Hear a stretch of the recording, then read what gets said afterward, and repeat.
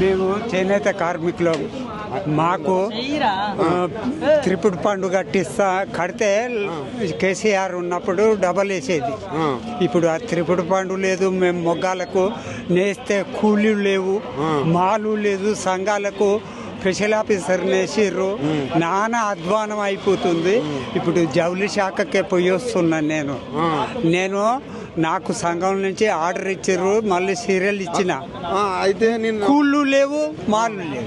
కేసీఆర్ ఉన్నప్పుడు ఎట్లుండే మీ పరిస్థితి? వెంటనే మాలు ఇచ్చేది, పైసలు ఇచ్చేది. మా కూళ్ళు అవి అట్లా ఇచ్చేది. మాకు నెలకు 250 రూపాయలు వాటాదారులకు వేసేది.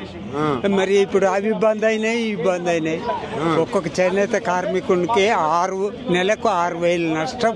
6,000 నష్టం. అంటే ఇప్పుడు మీరు ఎక్కడి నుంచి వచ్చినావు? నేను గట్టుపల మండలం, గట్టుపల్లి నుంచి వచ్చినాము. ఇప్పుడు మీ చౌటుపల్ చౌటుపల నల్గొండనా? నల్గొండ.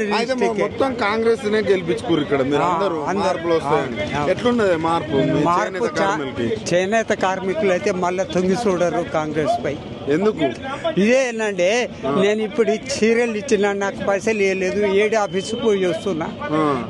ఆ పైసలు రాదు, నీకు కడుపు నిండదు. నాకు ఇప్పుడు ఇంట్లో బువ్వకు లేవు. గిట్ల పరిస్థితి ఉంది. కాంగ్రెస్ వచ్చిన కానీ అట్లుందా? అంత ముందేనా? కాంగ్రెస్ వచ్చిన కానీ నెలకు 6,000 లాస్ వస్తుందా? లాస్.